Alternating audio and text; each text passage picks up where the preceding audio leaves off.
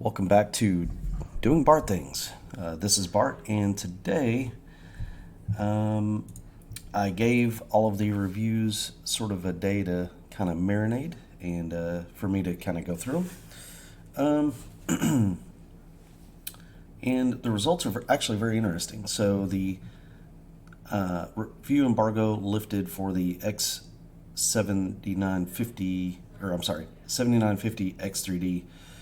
All the X's. I'm going to make that rant video eventually. So, and the chip wins. It just straight up wins. Let's take a sip of my coffee here. It is the fastest overall gaming chip you can get. Now, there were several reviews showing, victories. It does show in a number of reviews the Intel i9 13900KS with clocked memory, or in some cases not, or even the 13900K in some instances, actually winning. So I would say that's a little bit title specific. But what I've noticed, and what was noticed by Moore's Law is Dead, he had a talk video this morning, and I agree with, is that everything that Intel wins, by and large, between these two chips, is a very super high frame rate 1080p game with a 4090. Like it's sort of like the engine itself just can't seem to get any gains from anything other than clock speed. And those games seem to win Intel. Typically not by a huge margin though. And it's one of those where it wins by 20 frames per second in a game that they're going at like 800 frames per second or something. Like Modern Warfare, some title like that. I'm not sure. I'm not a big Modern Warfare guy, so this is really interesting because the fact is it's almost sort of like it doesn't matter what you do to your Intel 13900K. These stock chips are going to come in and kind of like get really close to it or beat it. And it's going to do it at less power, which is something I was pretty... Actually, I didn't really quote about and talk about that much, but we'll get to that in a second. It's pretty significant, actually. So let's talk about performance first. So the 7950 X3D takes the crown in gaming. Overall, it's faster in games. There are, and I want to be very clear here, it's still going to be kind of title specific.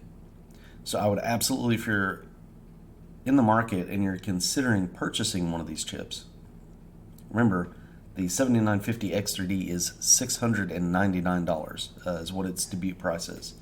The 7900 X3D is $600, so it's $599.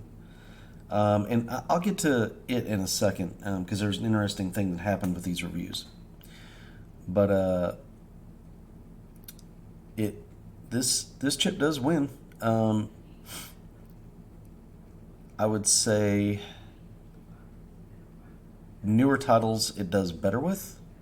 The ones that are a little bit more stressful, it seems to kind of help them out. They seem to be able to take better advantage of the cache and not only just the clock speed, which is good because these chips don't clock up like on the die that's the Vcache die. They do not clock as high as they do on the other chiplet that is on the same CPU, which I talked about that the last video. So it's pretty interesting. Some of the benches are super blowouts in favor of AMD, and Intel doesn't have quite the same blowouts. As far as reviews that I kind of referenced, I sort of went all over the place. I would say Gamers Nexus, of course, did a bang-up job, as normal. Hardware Unboxed. This is why I had this review pulled up. And I'm going to refer to this as I kind of run down the the ins and outs of what we're seeing with this chip. The big thing is, notice up the top there it says 7800 X3D simulated. So what they did, I really want to give kudos to Hardware Unboxed for doing this. He goes, well, what the hell? Like, a 7800 X3D is basically just one chiplet, right? So it's one 8-core, 16-thread chiplet that has Vcache. So he took the 7950X 3D that came with the review package, and he just disabled the non-Vcache cores. Just straight up went into the BIOS and said, don't use these cores. And then ran the benches with it again. And that's a lot of extra work because obviously, you got to run all the benches. He did like, what is it? This was a 12, let me see, this is a 12, yeah, this is a 12 game average, right? And so he's run a 12 game suite, and he had to run those 12 games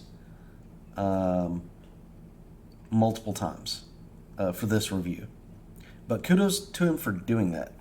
And the reason I say that is because what it did is it showed us what the 7800 X3D might be like.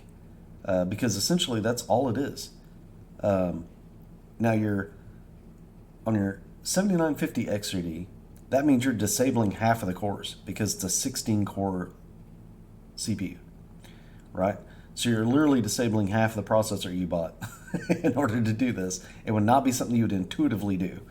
But he did it for the sake of review, and the result is massively interesting. I'm going to say this, and I'm going to keep saying this. If you want to build a pure gaming rig and you want to have the best that you can get, wait for that 7800 X3D. That is going to be a really good chip, and it's going to be affordable. You can take that money and throw it towards a GPU, which is where, if you're building a gaming machine, you should be throwing that money. And if you're building a productivity machine, and we'll see in a second, I'm going to say that you should probably not be buying an X3D chip, more than likely. There might be a case you could make, but I'm not sure. Anyway, so basically the X3D chip wins. I predicted it would win. I said win by a few percentage points, and it did a little bit better than I thought it would do. But it wins. So good on it. Now let's get into some of the caveats. Number one, if you're looking for multi-threaded performance, okay, multi-threaded performance, the X3D chip actually loses a bit here, okay. It's not horribly off, but it does lose, all right, because, again, those 8 cores, 16 threads that have the Vcache on that chip cannot clock as high as the ones that do not have that. So your regular vanilla 7950X is able to clock higher, and so it's able to have higher multi-thread performance. This is just one benchmark. There's a lot of benchmarks that the 13900K actually does win in productivity. You would need to go and check your specific applications that you're using to see what it is that like I would literally just do a search for benchmarks for your in the name of the app, so you could see what CPUs and configurations benefit that app. But if you're looking for multi-core performance and you want the top of the line, 7950 X3D probably is not your bag. It's probably not the most bang for the buck, because it is going to just on average kind of lose there. It's not going to lose by a tremendous amount. One thing that's amazing is just how efficient the 7000 series is when you just take some clock speed off of it. It just it doesn't lose much. Like we've known this for a while due to undervolting, and like literally sometimes undervolting a chip will allow you to overclock it. I know it seems a little bit counterintuitive, but that's actually what's happening.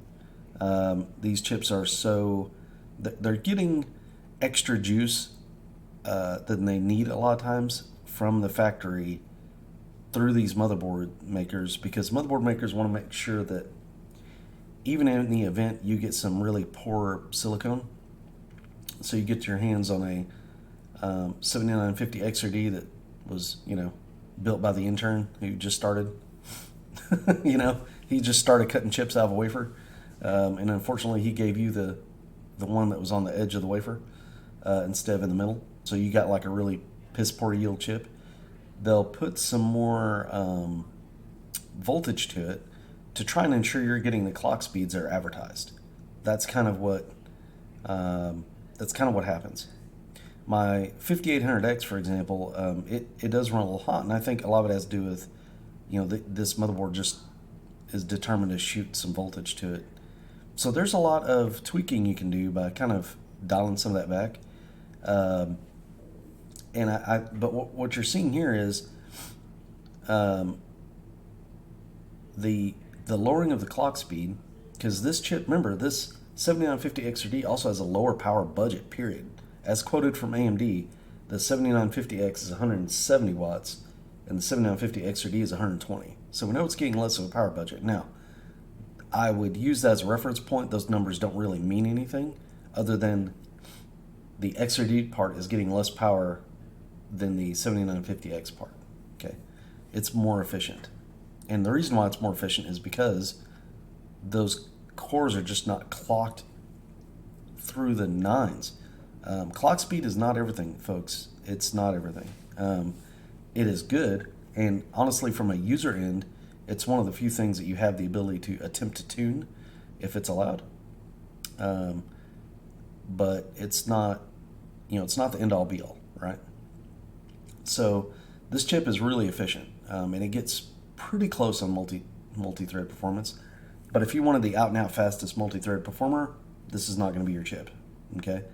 And I just had this graph up here from Tom's Hardware to kind of demonstrate that. Now,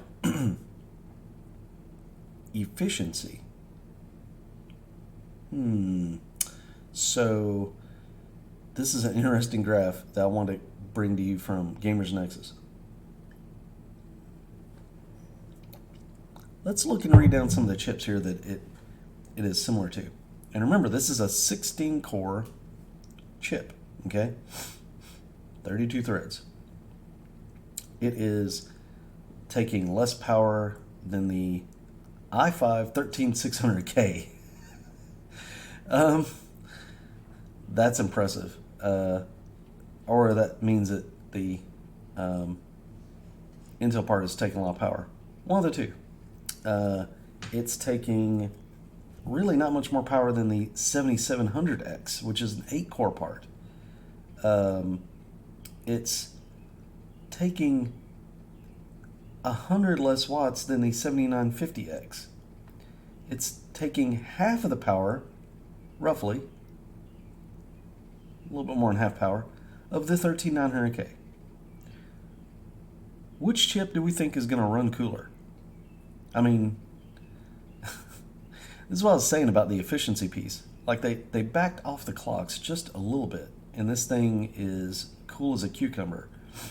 I mean, I would hazard a guess you could probably cool the thing with a 240 AIO, no problem.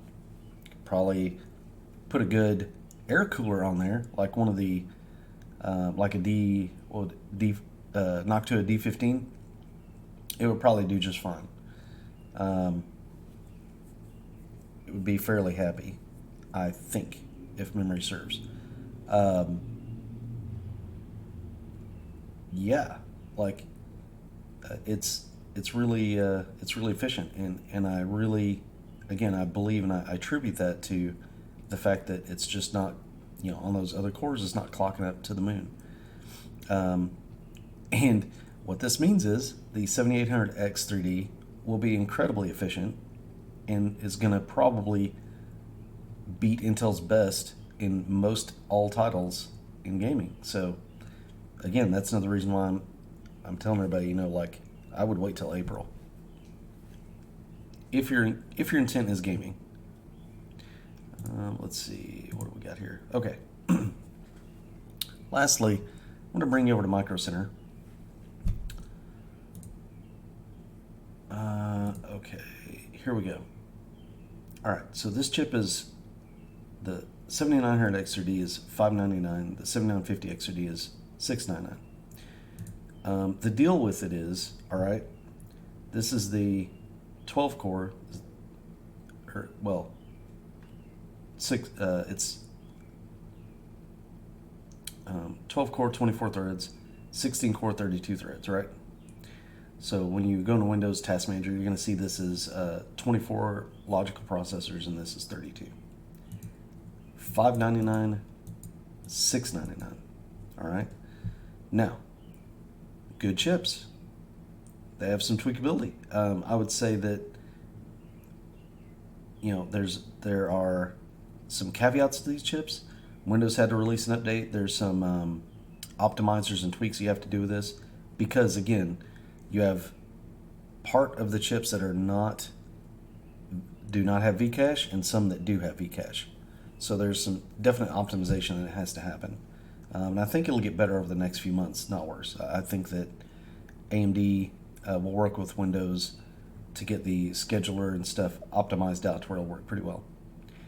And I think it was Gamers Nexus. You can go and look at their review, and they will, if you buy one of these chips, they will run you all the way through how to, you know, properly tweak that. It's not completely straightforward. But I'm going to reference again, if you buy the 7800 XRD in April, you will not have to mess with any of that. And it will be $150 cheaper than the 7900 XRD. So, where does that leave us? Is it the gaming crown? Does it take the gaming crown? Yes, it does.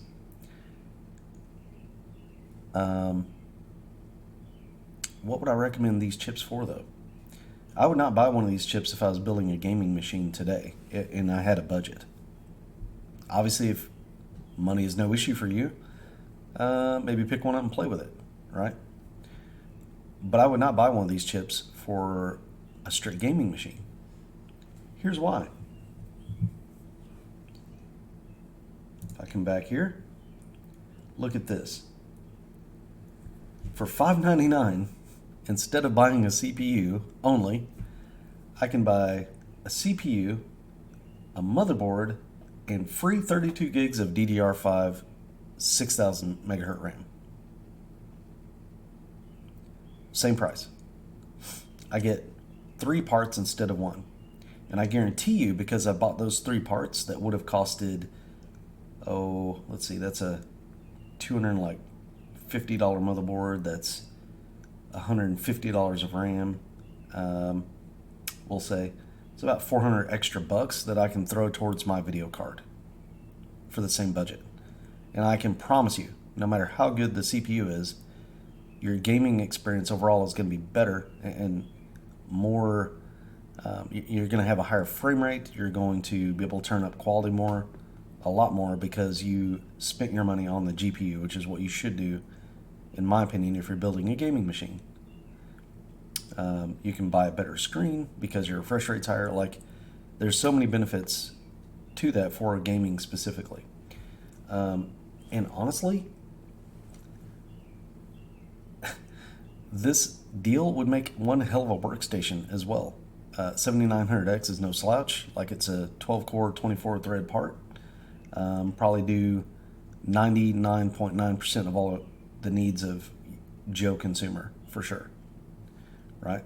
Another chip I will point you to.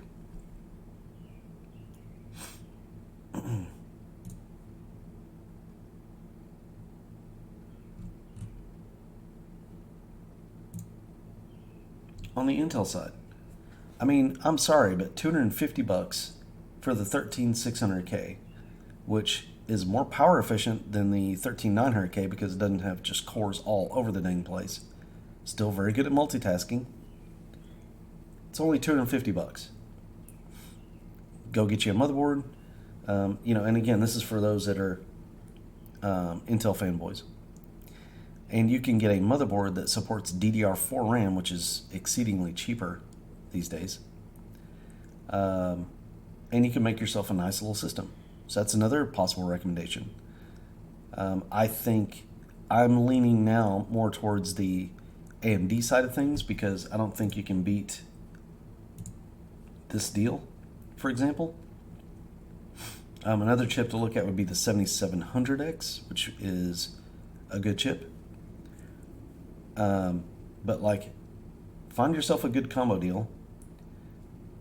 Get the most out of your money for the motherboard, CPU, and memory, and then go get yourself a good video card. Like that would be my 2 cents on what you should do for a gaming rig. Really, even a workstation rig. These new chips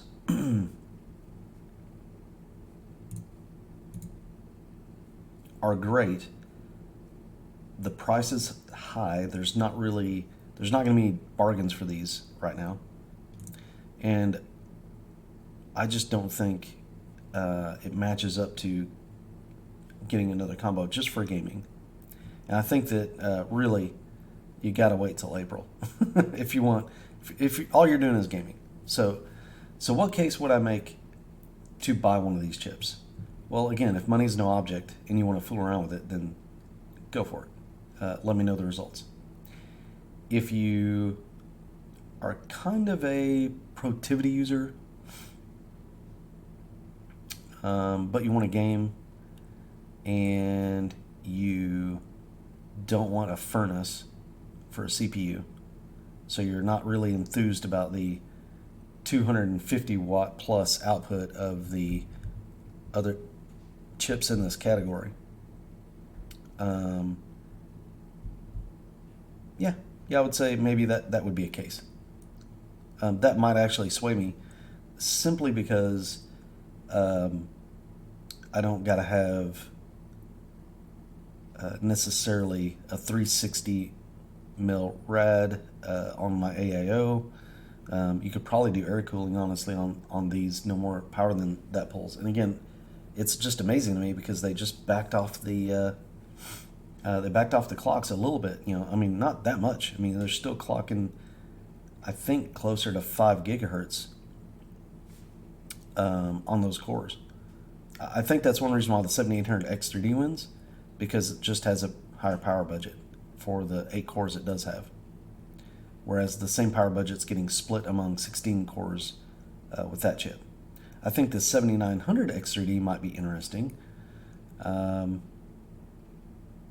for that middle ground kind of productivity, I don't want a furnace potential buyer. But I really think that's a niche buyer. Like, I don't think there's a lot of folks out there who would pick up this chip and see a significant gain in their productivity needs over a 7800X3D. I'm really interested to see what that's like. And I bet that when we get those chips in April 6th, I think was the last quoted release, we will find out that, like, it was worth the wait and you should have probably gotten that chip. I think that's what we're going to find out. Memory, motherboards, other components, minus video cards, and maybe even video cards are going to start dropping in price a little bit over the next month. And it'll be a more decent time to buy when that chip comes out. I think the price on these will drop when that happens, because it'll take the gaming crown, and no one is going to buy these chips if you're building a gaming machine over that 7800X3D. Or at least they shouldn't. You can. Obviously, it's a free country, but I'm just saying. Anyway, I'm now rambling. Appreciate you guys listening. To get a real good sense of these chips, I would make the rounds to, I would say, Gamers Nexus. I would go to Hardware Unboxed. It was a great review. Really enjoyed the fact that they disabled half the cores to take a look at what maybe a 7800X3D might look like. That was great. And I'm expecting more reviewers will kind of see that and do the same thing. Trying to think if there was another place. I would say those are the two you should probably start and take a look at, as well as just hit all the other known places. But those two reviews, I would definitely start there to get a sense of if these are chips that you're going to buy. Anyway, other than that, wait for the 7800 XRD. All right, guys. Well, listen, until next time, have a great one. Thank you.